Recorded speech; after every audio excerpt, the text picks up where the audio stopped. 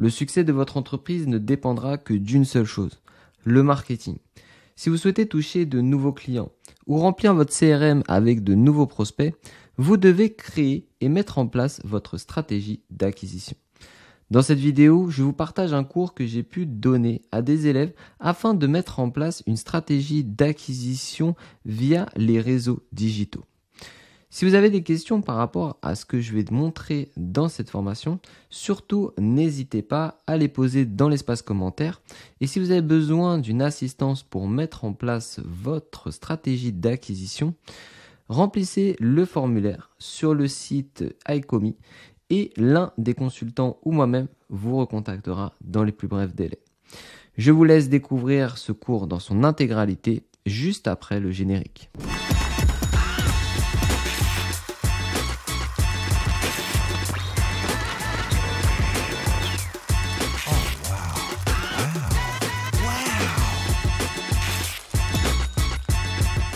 Du coup, l'objectif là, c'est de vous faire comprendre comment on va structurer sa strat. Donc là, attention, soyez bien attentifs parce que après, ce sera à vous de jouer par rapport à votre projet. Ok ? Du coup, moi, je vais mettre ici mon élément central, le site internet déjà. Ok ? Le site internet, c'est l'élément, on va dire, central de toute activité. Hein. C'est maintenant, c'est comme si c'était votre commerce physique. Ok. Premièrement, je vais définir deux styles on va dire, d'entrée. On va définir le style, pardon, le style gratuit et le format pub. Ok. Comment on rentre? Donc là, je vais définir organique. Je vais mettre en gros organique. C'est comme ça. Non, comme ça. Bref, vous avez compris. Et pub. Ok. Je vous ai dit, les réseaux sociaux, c'est divisé en deux blocs. Le contenu organique, le contenu payant. Ça va pour tout le monde? C'est bon? On va identifier aussi l'influence. Ok. Donc, si on fait de l'influence marketing, pourquoi pas l'intégrer? Je vais le mettre là à part. Parfait. Premièrement, je vais définir mon calendrier éditorial par rapport à mon contenu organique. Parce que avant de faire de la publicité, il faut faire du contenu organique. Puisque si vous faites beaucoup de publicité et que les gens après, ils regardent votre produit, ils regardent votre marque, ils regardent vos réseaux sociaux et qu'il n'y a pas de contenu, ou très peu de contenu, ils ne vont pas avoir confiance et ils ne vont pas acheter chez vous. En fait, chaque élément qui compose votre entreprise dans le digital va avoir un impact sur la conversion. Si par exemple, vous avez, je sais pas moi, 1 million de vues sur TikTok, etc., mais que les personnes derrière, elles vont sur votre site internet, elles regardent et elles voient le bouton Instagram, elles disent « Ah, j'aimerais bien voir Instagram », elles cliquent sur Instagram et là, il n'y a rien, bah directement, elle va se dire « Ah ouais, cette marque, elle fait beaucoup sur TikTok, mais rien sur Insta, c'est bizarre. » Ok ? Donc, il faut voir un peu tous les aspects et vous placer aussi en tant que consommateur et, on va dire, acheteur d'une marque. Si vous faites un petit refresh de ce que vous avez fait en tant qu'achat en ligne, vous pouvez vous dire, des fois, j'ai été sur des sites, j'avais l'impression qu'ils étaient bizarres et tout, et au final, vous êtes parti. Ou si vous avez vu un post et qu'après, vous êtes allé sur le compte Instagram et qu'il y avait peu d'abonnés, peu de likes, vous avez regardé, les contenus n'étaient pas très de bonne qualité, bah, vous n'essayez pas de creuser un peu plus. Ok ? Donc, identifier le contenu organique. Donc, par exemple, là, je vais définir que je vais aller sur Facebook, Instagram et TikTok. Parce que c'est, on va dire, ma stratégie. Donc là, je vais définir ma stratégie par rapport à l'organique avec du contenu 5 fois par semaine. Ok. Et maintenant, je vais définir 5 fois, je vais mettre 2 contenus information générale, storytelling. Je sais pas si j'ai bien écrit. Parfait. Toc. Je vais mettre un UGC par semaine. Tout le monde se rappelle c'est quoi un UGC? Qui me rappelle? Ouais. En plus, il n'y a plus la définition là dans le chat. Marie, c'est quoi? UGC, c'est, je vais prendre l'exemple de Laurésia tout à l'heure, c'est en gros quand le client euh, montre, utilise tes produits et se filme avec. Si on veut. Mhm. Génère du contenu pour toi. C'est ça. C'est C'est quand le client génère du contenu pour Voilà, c'est ça. un tata, il m'en manque un. Elle a retenu que c'était pas le cinéma. Ouais. Ok. Alors, attends, tac, je mets ça. Donc là, dans mes posts, 5 contenus par semaine, 2 contenus information générale, storytelling, un UGC, un FAQ. Ok. Et à la fin, un produit directement, soit en format vidéo, soit en format image, pour justement inciter les gens à passer à l'action. Puisque il se peut que j'ai du trafic sur mon compte Insta, parce que les gens, là, quand je crée mon contenu, ils vont venir sur mon compte Insta ou TikTok. Ça va ramener du contenu, ça va ramener des personnes, ça va ramener des personnes, ça va ramener des personnes. Et une fois qu'ils ont vu ça, ici, j'ai mon lien Linktree qui redirige vers mon site internet. Ok, ça marche. Maintenant, dans ma strat, je vais aussi, par exemple, rajouter du format pub Google Ads avec 5 mots-clés cibles. Donc là, je le fais au pif. Ça sera à vous de prédéfinir ça, ok? Par rapport à un budget, par exemple. Là, je vais dire, j'ai 100 euros par mois. Ok? Donc, je mets 100 euros par mois en pub mots-clés. Et ça, je m'y tiens. Quand on fait une stratégie, qu'on veut développer son produit, son projet, si vous voulez que votre business soit, on va dire, pérenne et que vous ayez toujours de la visibilité, si vous injectez, on va dire, de la publicité, il va falloir vous définir un budget annuel. Le mieux, c'est annuel pour pouvoir être constant dans le marketing. Parce que le marketing, ça se fait pas en... Enfin, l'image de marque, elle se fait pas en 1 mois, 2 mois, 6 mois ou autre. Ok? Il faut au moins 1 an, 2 ans des fois pour que les gens ils commencent à avoir, on va dire, cette récurrence avec vous.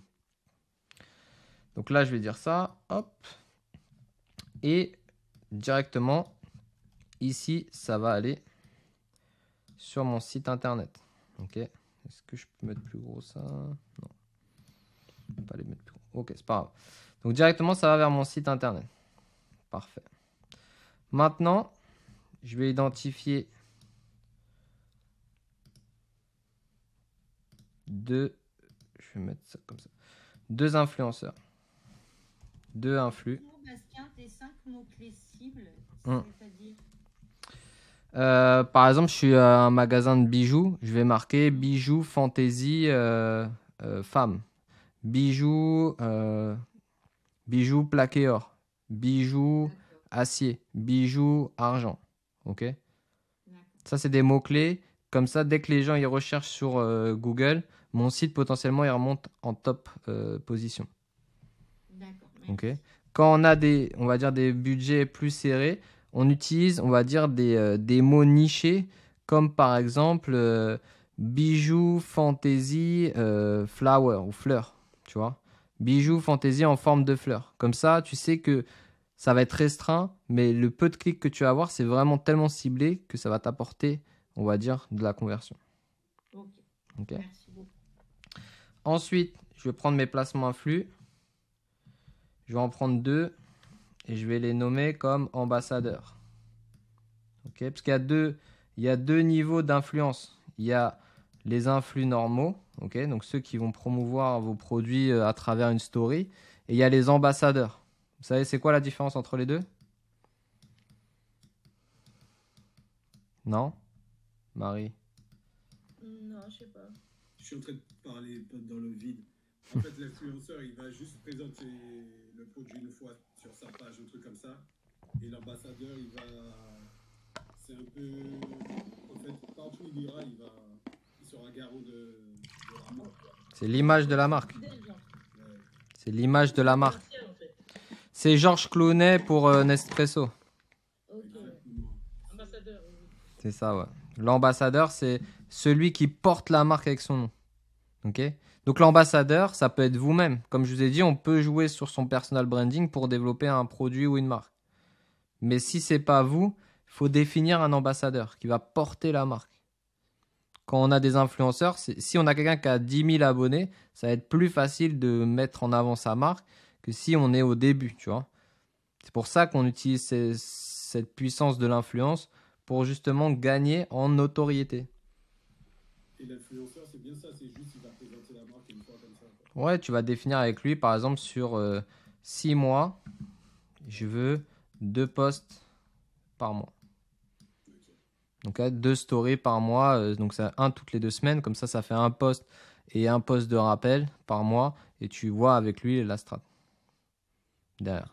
L'objectif de ça, c'est de faire un lien entre l'influenceur et vos réseaux sociaux. Là, on a dit qu'on était sur Meta et Facebook, ok. Hop, directement sur vos réseaux sociaux qui derrière vont vous générer du trafic. Ok. Toujours l'objectif final, c'est là, le lien que l'influenceur va faire va ensuite, parce que là vous avez créé votre contenu, donc ça va avoir un lien direct avec ça, hein, parce qu'après l'influenceur lui, soit il redirige directement ici, soit il redirige vers vos réseaux sociaux qui sont alimentés par du contenu, qui sont aussi des contenus qui vont permettre d'aller vers le site internet. Vous comprenez? C'est clair ça? Ça va? Ok. Donc ça, c'est le premier niveau de la stratégie. C'est comment on fait, on va dire, pour acquérir des visiteurs. Donc là, j'ai défini du contenu organique, un budget pub de 100 € et 2 influenceurs qui vont faire des posts sur 6 mois, 2 fois par mois. D'accord? Premier niveau. Premier niveau. Je peux rajouter. Tac, tac, tac. Vous avez fait un cours SEO? Non, ça me dit rien. Non? Vous n'avez pas de cours SEO? Non, on n'a pas fait SEO. On a un peu parlé en marketing, mais on n'a pas fait un cours basé sur ça. Voilà. Ok. SEO. Vous savez c'est quoi dans grandes lignes? Sur les grandes lignes. Tu peux redire, s'il te plaît? SEO, c'est Search Engine Optimisation. Ça veut dire comment créer du contenu optimisé pour les moteurs de recherche, en gros. Donc, comment créer une page d'article de blog optimisée pour les réseaux sociaux. Comment créer une page produit optimisée pour les moteurs de recherche, pardon, pas pour les réseaux sociaux. Ok. Donc ça, je dis que dans ma stratégie SEO, je vais créer... On va mettre en texte bien. Je vais créer 4 articles par mois grâce au chat GPT. Ok. Comme ça, je me décharge de ce truc-là. Parfait. Et sur ma stratégie SEO, bien sûr, ça va me ramener du trafic sur mon site internet. Puisque je vais faire du contenu depuis mon site internet. Les gens vont aller sur Google, rechercher, et ils vont atterrir sur mon site internet. D'accord? Le truc qu'il faut savoir quand on fait du contenu SEO, il faut se demander qu'est-ce que les gens recherchent par rapport à ce que je vais écrire. Donc, par exemple, au début, il va falloir être plus en information. C'est-à-dire comment créer un son avec Audacity ou des choses comme ça. Posez-vous la question et ensuite vous créez l'article pour répondre à la question. Sur vos pages SEO, il y a un élément qui est fondamental. C'est qu'il faut mettre un lead magnet. Vous avez déjà entendu parler de ça? Non? Non, lead magnet, franchement, on ne nous en a pas parlé de ça. Ok. C'est comme une appellation, ok? C'est comme sur chaque site internet que vous visitez. Souvent, vous avez inscris-toi pour obtenir 10% de promotion sur mon produit. Mets ton adresse email pour t'inscrire à la newsletter. ou enregistre-toi pour avoir la formation gratuite. Vous avez déjà vu ça? Ouais. Plus ou moins? Ça, oui, ouais. Ouais. Bah ça, c'est ce qu'on appelle un lead magnet. Ça veut dire donner quelque chose pour que les gens vous donnent leurs coordonnées. OK? Et grâce à ces coordonnées, ensuite, vous allez pouvoir faire du business. Je vous avais dit, hein, la chose que j'ai dit le premier jour où on a fait WordPress, c'est l'argent, il est dans la liste. Rappelez-vous de ça. Donc, tous les éléments que vous faites, il faut se rappeler que même quand les gens ils arrivent sur votre site internet, potentiellement, ils ne vont pas acheter directement. Du coup, il faudra faire ce système de pop-up pour capter les leads. Lead magnet. OK? C'est bon pour tout le monde? Ouais, c'est bon. Je pense qu'il y a des... Qui fait ça bien? Qui fait ça bien? Peut-être Nike, il va me demander. Je suis pas sûr. Ils font pas ça. Ah voilà, vous voyez? Soyez le premier informé, direct. Inscrivez-vous pour recevoir les emails de Nike. Profitez avant tout le monde de notre actu, contenu passionnant et frais exclusifs. Vous avez vu là, ça c'est un lead magnet. La pop-up comme ça. Ça marche? Donc ça à mettre en place, surtout sur les articles de blog. Parce que si je fais les 5 règles du marketing, je pense qu'ils se font tous ça. Eux, ils sont souvent forts. Voilà. Là, je vais sur les trucs comme ça. Là, j'ai un article de blog. Non, lui, il a mal fait. Vous voyez, lui, il est dans le marketing, il fait mal. Non. Journal du net, potentiellement. Ok. Je peux avoir de chance, je pense. Bon, théoriquement, quand vous faites un article, il faut mettre un lien URL direct. Je vais le mettre sur mon site. Bastien, l'article de blog, c'est quoi encore? Ça sert à quoi exactement? Je vais te On montrer. l'a fait, mais je l'ai fait sans me souvenir en fait du pourquoi. Pourquoi? Pour attirer, en fait, pour créer du contenu par rapport à des mots-clés que les gens ils recherchent. Donc, par rapport à des requests de personnes. Et ensuite, ça va te générer du trafic. Tu vois là, par exemple, je tape les 5 règles du marketing et j'ai les premiers sites ici. Et ça peut, en fait, eux, indirectement, ils ont du trafic. Et après, avec ton trafic, soit tu vends des produits, soit tu leur proposes de s'enregistrer sur une newsletter, soit tu mets, tu vois, l'essentiel de l'écosystème French Tech, inscris-toi. Ça, c'est un lead magnet d'un article de blog. Ok. J'ai quoi qui... ça fait longtemps. Peut-être que là, ça va passer. Ok. Donc là, c'est un article, comment trouver des clients sur LinkedIn. Tu vois, t'expliques. Et à la fin, normalement, tac. Tu vois, découvre le guide des formats PDF des 100 outils marketing digital. Tu vois. Et ça, après, obtenir le guide, ça te ramène vers une page avec un formulaire. Et moi, avec le site, là, ça me génère des leads tous les jours. Tous les jours, j'ai des gens qui téléchargent le guide. Ok. Donc, tu récoltes de la data. Et une fois que tu as récolté la data, donc là, tu dis que tu as ton lead magnet. Je vais prendre l'email. Hop, je prends mon email. Donc, j'ai récolté son email à la personne. Donc, nom, email. Je le mets dans un système comme Sendinblue, Mailchimp, Klaviyo, des systèmes d'envoi d'email automatique. Vous avez vu ça? Oui ou non? Non plus. Non, pas les envois d'email automatiques. Non, mais pas ces systèmes. Si, on l'a C'est vu un peu déprimant. avec Maxence. Si, un petit peu avec Maxence, on l'a vu. Ah ouais, avec Shopify. Ouais, survolé, ouais. Ok. Il y a des systèmes, des logiciels qui permettent, par rapport à votre base de données d'email, d'envoyer des messages automatiquement lorsque les personnes s'inscrivent, par exemple.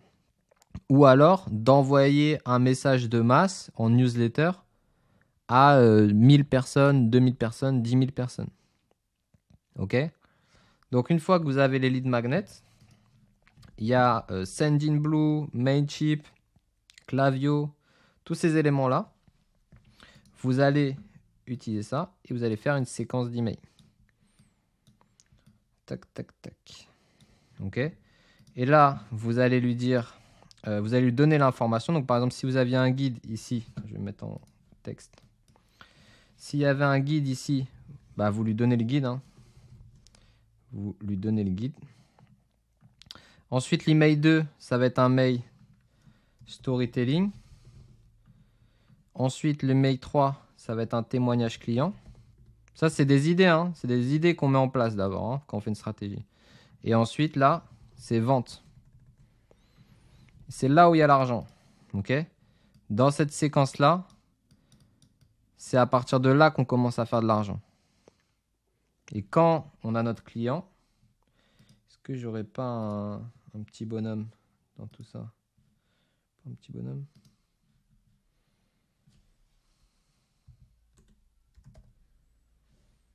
Sticker. Client. Mince.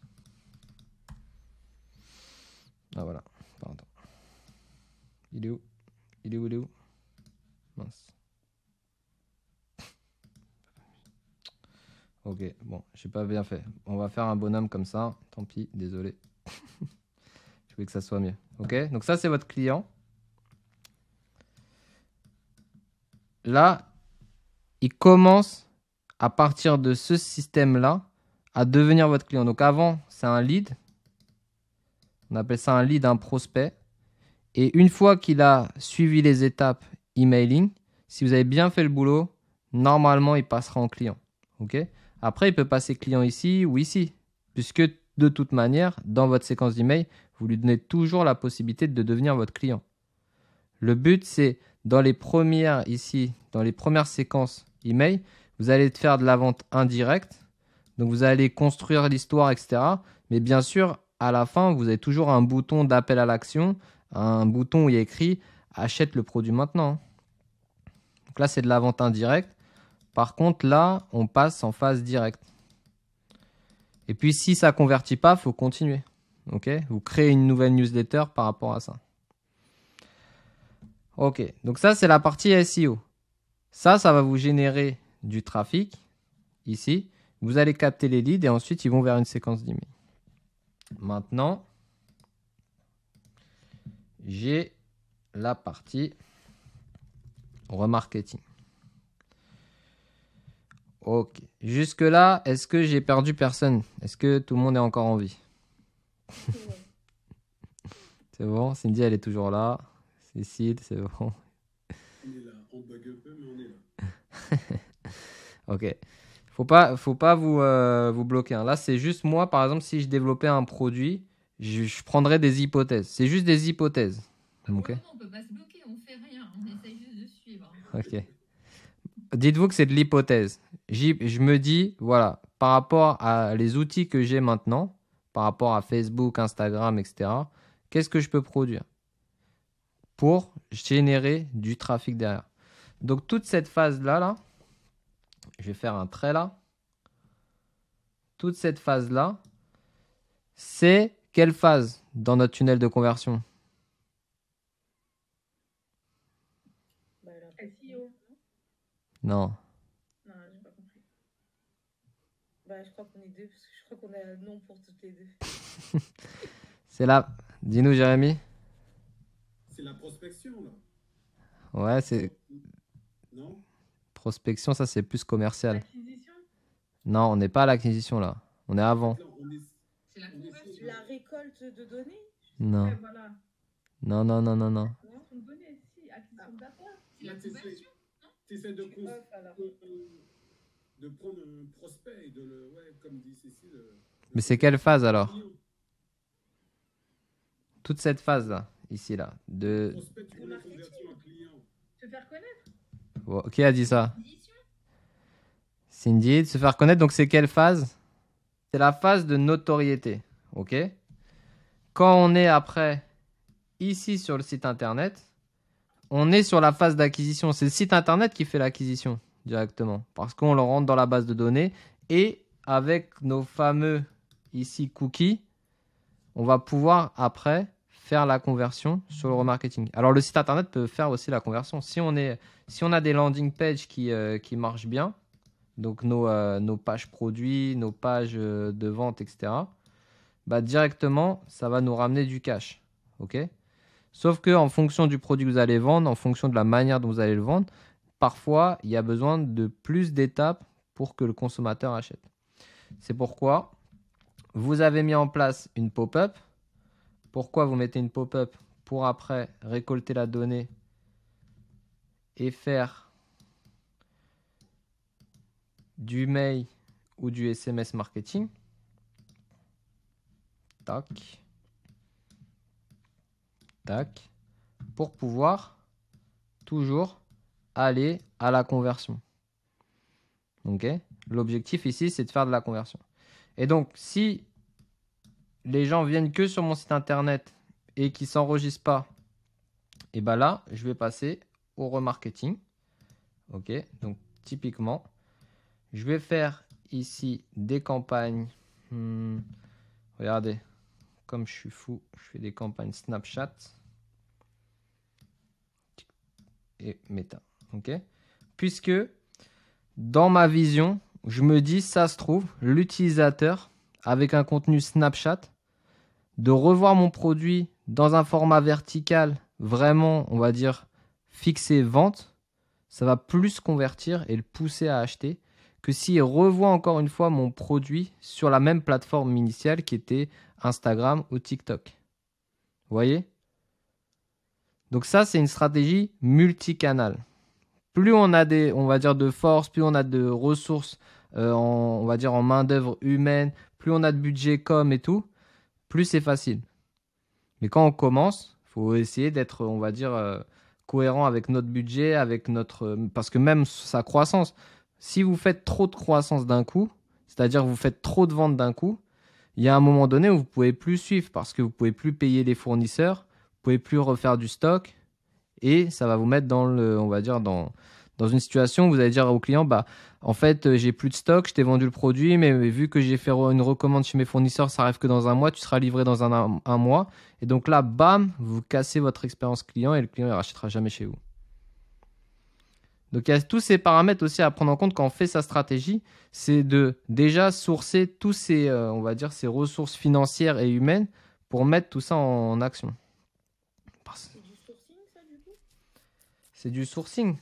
Non, c'est juste que si toi, demain, tu vends sur Internet, t'es pas obligé d'avoir du stock comme en magasin. Parce que si tu es en magasin, les gens ils viennent dans ton magasin.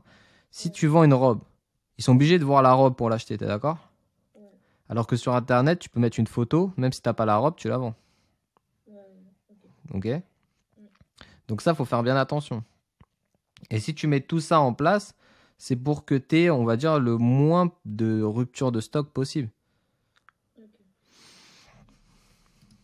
Donc là, remarketing, je fais de la publicité pour inciter les gens à acheter.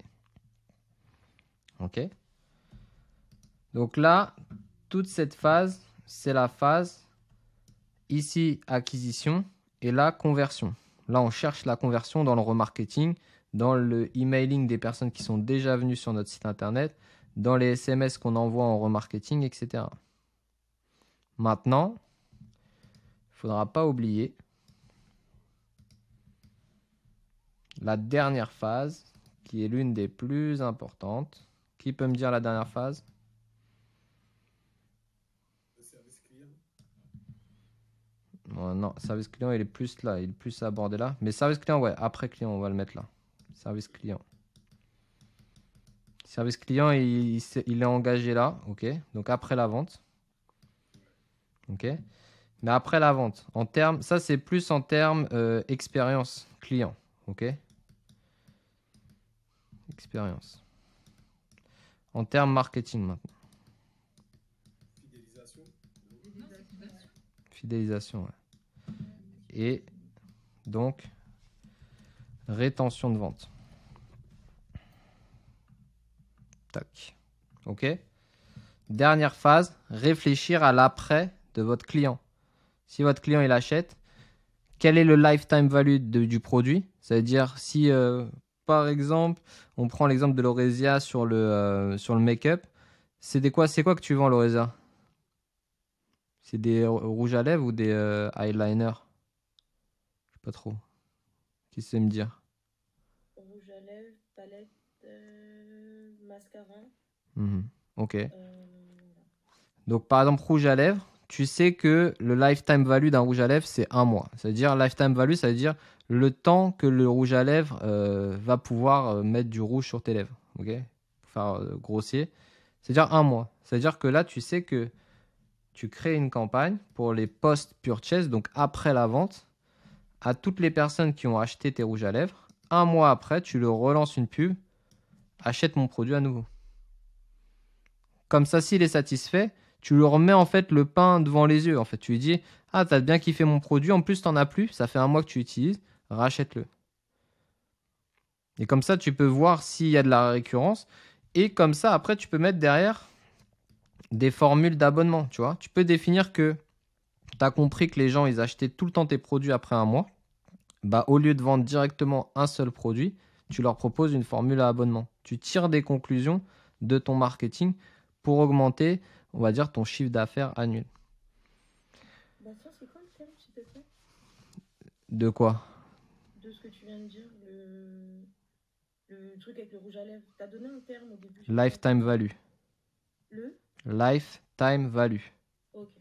C'est-à-dire la valeur dans le temps de, on va dire, soit le produit ou le client. Parce que le lifetime value peut être identifié par rapport ensuite à combien de temps un client reste chez toi. Donc, est-ce qu'un client en général, il fait que un achat ou alors un client, il fait un achat par mois ou il fait 4 achats par semaine? Par exemple, Carrefour, il a un lifetime value bien meilleur que Sephora ou un magasin de lit. Tu vois, un magasin qui vend des canapés, en général, tu achètes un canapé tous les 5 ans, 10 ans. Alors que Carrefour, tu y vas toutes les semaines minimum. Vous voyez un peu la différence? Ok. Donc là, j'ai fait une stratégie marketing in live. Ok. Pour un produit qui pourrait être un produit, par exemple pour un rouge à lèvres. Je pourrais dire, voilà, ma stratégie pour un rouge à lèvres, c'est ça. Bah, tiens, du coup, la première phase, c'était notoriété. La deuxième phase, c'était acquisition, du coup. C'est ça. Ok. Acquisition qui se trouve sur le site internet. Ouais, voilà. Ok. Soit de l'acquisition de data, soit de l'acquisition par de la pop-up et récolter les données emailing ou SMS. Ok? Ça va pour tout le monde? Moi, ça va. Ça va, ça va. Du coup, pendant l'atelier, c'est ça que je vais vous demander de faire. C'est par rapport à votre projet, créer une stratégie comme ça un peu. Faites pas la même chose. Parce que si c'est, par exemple, Isabelle, elle pourrait avoir une stratégie plus portée Pinterest en organique. Si son produit, c'est Pinterest. Et si vous êtes sur... Demander, par exemple, pour faire un... Parce que moi, par exemple, Pinterest, je l'utilise notamment pour récupérer des photos, enfin, tu vois, de l'inspiration et tout. Je l'utilise pas pour... Enfin, je sais pas comment on l'utilise pour vendre, parce que je sais qu'il y en a qui le font. C'est-à-dire, tu mets une image, tu cliques et ça balance sur ton site, c'est ça? Ouais, tu mets un lien sur Pinterest. Oui, c'est en fait, tu peux mettre une photo de produit ou une photo d'ambiance et tu fais le lien sur ton site direct, c'est ça? C'est ça. Et c'est très utilisé pour ça ou pas? Tu sais, tu as des retours ou pas du tout? Ouais. Bah, en fait, tu peux faire des pubs sur Pinterest par rapport à des mots-clés ou des ciblages et tu as de la conversion. Si tu es sur les bijoux, par exemple, ou les décos, tu fais des publicités, ça convertit. Moi, j'ai fait du chiffre sur Pinterest avec les bijouteries. D'accord. Et même en organique.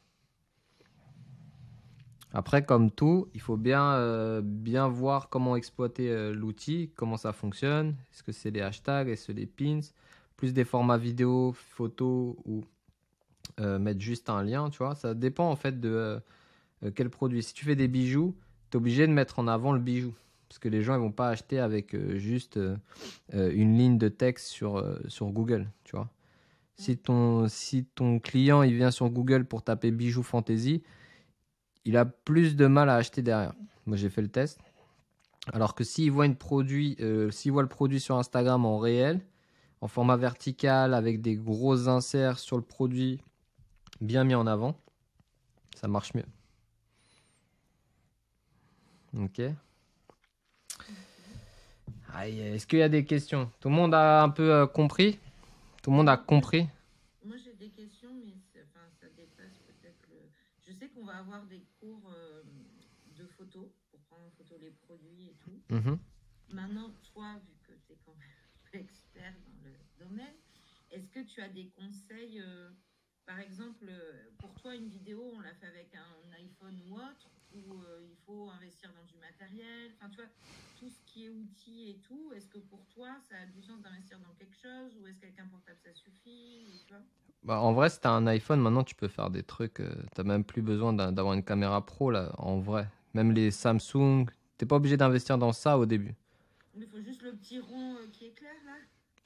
En fait, la lumière, ouais, la lumière, elle est importante en général. Même si tu veux faire des plans, on va dire en extérieur, tu peux acheter un stabilisateur qui fait stabilisateur pour les téléphones, pour avoir une image fixe sur des vidéos. Mhm. Mais tu peux faire en fait du contenu professionnel avec un iPhone maintenant. Oui, c'est ça, on est d'accord. Ouais, ouais. Si tu as un appareil photo déjà un peu développé, pourquoi pas? Mais moi, je ne mettrais pas mon argent là-dedans pour développer un projet. Je mettrais mon argent. Une GoPro, ça peut faire l'affaire. À GoPro, j'aime moins.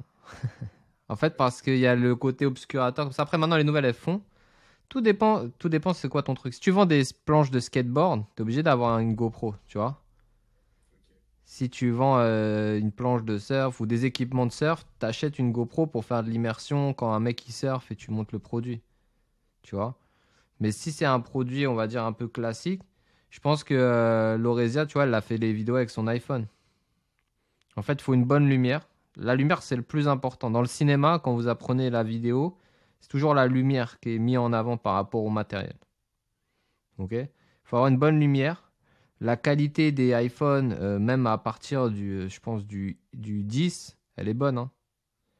À partir du 10, dès que ça fait du 4K, franchement, c'est déjà de la bonne qualité, hein. Qui aime pas Samsung? Moi, Lorésia qui aime pas Samsung, elle a rien compris. Moi, j'ai rien contre Samsung, mais j'ai Apple et j'ai découvert en faisant cette formation qu'il y avait des teams Apple, des teams... Ah ouais. Moi, pour moi, je me suis jamais posé la question. J'avais mon iPhone, j'ai eu un iPhone un jour, voilà. Ouais. Mais comme je suis pas geek, voilà. Mais j'ai vu qu'il y avait vraiment des gens réfractaires à iPhone ou à Samsung. Hmm. Quand on lance un projet, faut pas mettre son argent n'importe où, ok. Pour moi, ça sert à rien d'acheter 1 million de matériel que vous allez probablement jamais vous servir, etc. L'objectif, c'est de diminuer les coûts de toute manière, quoi qu'il arrive, dans une entreprise. C'est pas si les coûts sont pas obligatoires, pas obligé. Déjà, on teste le marché, tu vas faire du contenu, et de toute manière, tu pourras pas après, dans la suite logique, tu pourras pas, toi, créer le contenu constamment, tu vois. Tu auras d'autres aspects de ton entreprise à t'occuper. Donc, potentiellement, Créer tout ça, ça va. Enfin, excuse-moi, mais créer tout ça, enfin, toutes les semaines et tout, ça prend vachement de temps de faire une ouais. belle photo ou une belle vidéo, de tout ça. Enfin, si tu fais même 3 posts par semaine, ça prend beaucoup de temps quand même. Ouais, c'est pour ça qu'il y a des community managers maintenant dans toutes les entreprises, pratiquement. Mais je vois Marie qui parle des réels, j'avoue, faut qu'on nous apprenne à faire des réels. Ouais. Sais-tu faire les réels, Bastien? Je sais faire des réels, ça dépend pour quelle activité. En fait, ça dépend dans quelle activité. Le pauvre, on va te presser comme un citron. On va prendre tout ce qu'on peut prendre. Ah ouais. En fait, les. Bastien, Ouais. je me posais aussi la question. On m'a parlé d'espèces de console pour gérer en fait toutes les publications sur les différents réseaux sociaux. Ouais. Est-ce que ça te parle ou pour toi c'est surtout Meta, là, ce que tu avais évoqué tout à l'heure, ou est-ce qu'il existe d'autres Ouais, il existe. Il y a HotSuite, il y a Buffer. En fait, c'est bien ces outils, mais ça revient cher au bout d'un moment, je pense, hein. Ouais, c'est payant aussi ça. Ouais, bah, en général, les gens, ils font des trucs pour faire de l'argent. Ah oui, bah, c'est logique. Hein, ouais. S'ils n'ont pas de formule d'abonnement, c'est, tu vois, HotSuite, ouais, c'est 49 € par mois pour 10 comptes des réseaux sociaux. D'accord. Donc, tu vois, ça peut revenir vite cher, hein. Parce qu'on a vite dit réseau social. Mais en vrai, le MetaSuite est bon de base. Après, ces outils-là, moi, je les ai utilisés pendant un moment. C'est vrai que tu as moins de fonctionnalités que sur les plateformes directement. D'accord. Tu vois, tu as les fonctionnalités primaires, mais tu en as moins quand même. Ok. Donc ça existe, ouais, ça existe. Mais Après- tu ne le conseilles pas forcément, en fait. Parce que moi, on m'avait parlé de ça plutôt pour gagner du temps. Mais non. Ouais, tu gagnes du temps, c'est vrai, mais au final, tu peux avoir, si tu es bien organisé, tu peux avoir ton MetaSuite et ton compte TikTok sur l'ordinateur et poster en direct, tu vois. Ok. C'est vrai que ça prend du temps au début.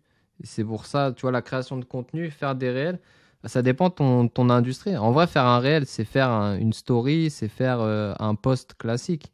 Un post comme Lauresia, elle a fait. Le plus dur dans le réel, c'est le contenu qui est à l'intérieur, en fait. C'est de trouver l'idée du contenu.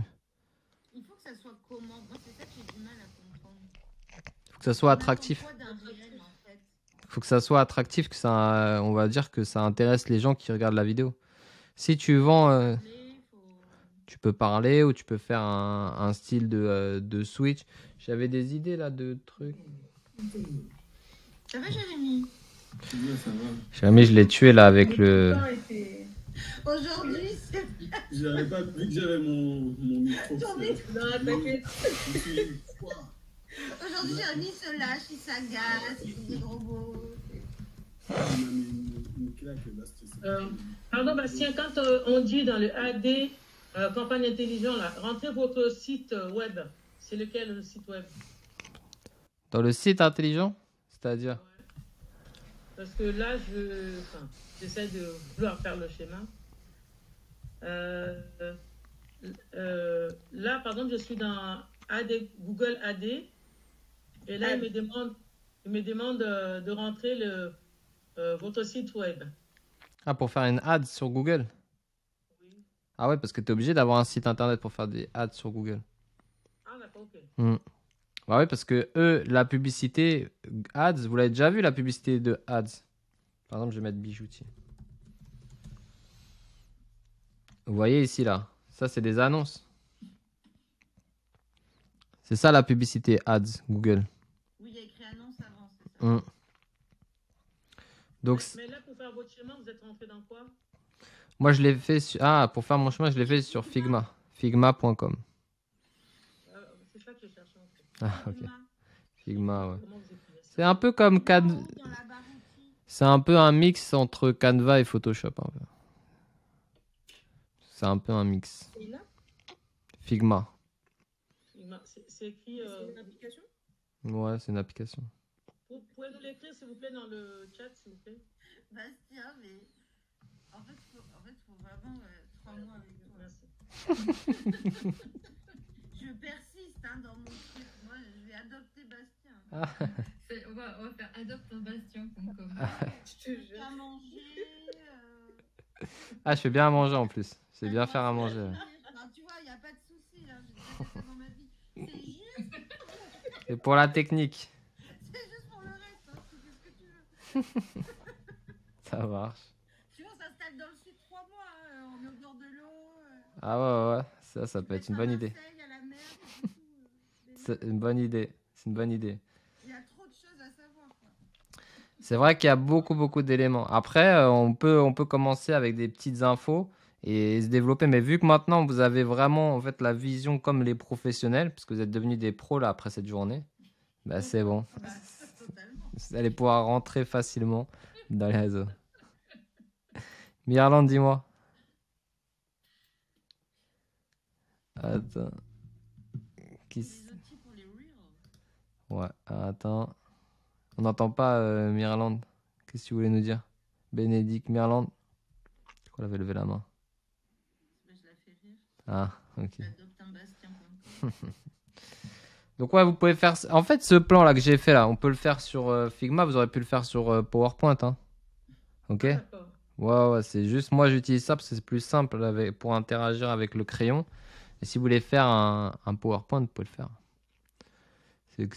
Enfin, des outils comme ça, et c'est pas très grave si vous utilisez un autre truc. Mais il va falloir faire ça par rapport à votre projet.